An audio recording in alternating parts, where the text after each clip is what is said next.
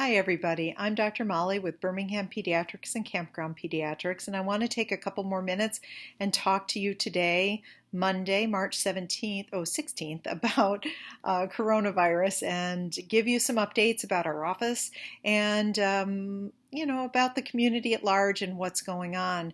All of you know by now that by today at 3 o'clock, all the bars and restaurants in Michigan are going to be closing to eat-in opportunities. You'll still be able to carry out food from restaurants, but you won't be able to eat in. And this, along with the school closures and along with so many businesses opting to send their employees to work from home, are all great strategies in order to try to decrease the community spread of the virus. The hope is to flatten the curve, as they say, to try to decrease the peak of infection into more of a hump so that it won't be a ton of people all at once getting infected, but instead spread out the rate of infection over a longer period of time so that healthcare facilities won't be overwhelmed with people getting the illness all at once. It doesn't mean, though, that we're going to be able to prevent everybody from getting sick. Everyone eventually is going to be exposed to the virus, or virtually everyone, and develop immunity, but the idea is to spread that rate of infection out over a longer period of time. The good news is that by taking these measures early, doing them aggressively, we can allow the healthcare system to manage the seriously ill patients in a way that will prevent the need for rationing of healthcare resources like ventilators. What we're doing in our office in order to address some of these same concerns is in order to have social distancing, decrease the likelihood of spread within the office, especially since children may have mild symptoms, is for the next several weeks, we are going to suspend walk-in hours at the office.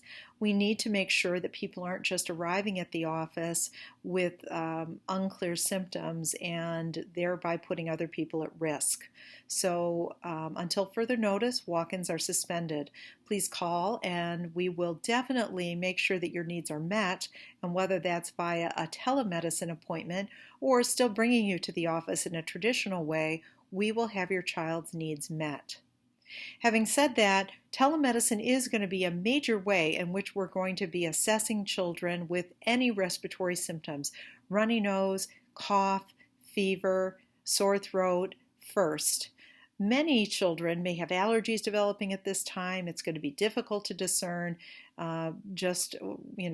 offhand whether this is the beginning of a viral illness or whether it's allergies. So we are going to need to do screening through telemedicine first before deciding who's going to come in. Are we going to try to manage things just at home? How are we going to do it? And I encourage families to go to our website to register for telemedicine services now so that should the need arise, you'll have one less thing to do at the time. In addition, you're going to see us if you do come to the office. We're going to be dividing the times of the day into well visit times and sick visit times so that children who need to stay on target for their vaccines, for example, especially younger infants, we will have dedicated well visit times so that there won't be any crossover between our sick and well children.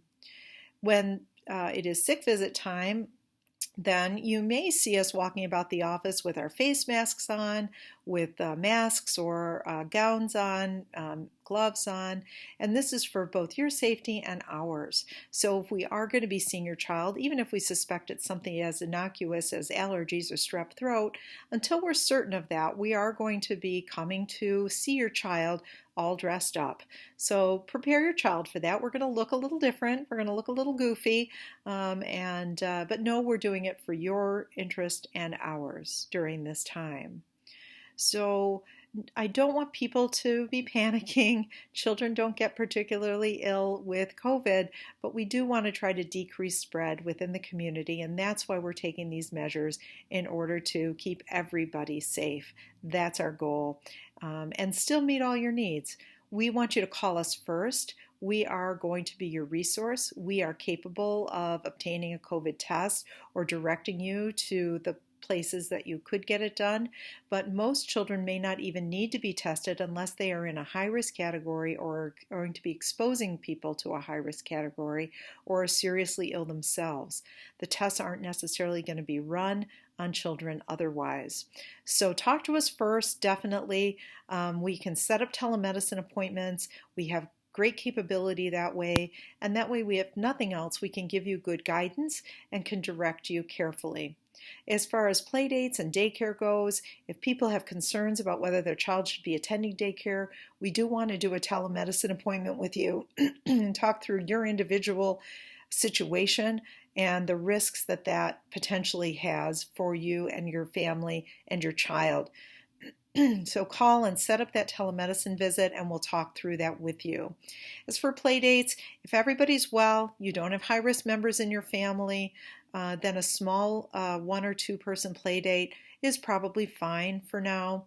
Beyond that, though, any larger group gatherings may need to be postponed during this time. Enjoy this time with your children. Remember, you can read, do art projects, build with Legos, you can watch movies together. Relish this time you have together. Rather than being scared, have fun. Cherish it. Rarely in life do you have time like this together as a whole family for a period like this, so enjoy it while you can. This is Dr. Molly with Campground Pediatrics and Birmingham Pediatrics.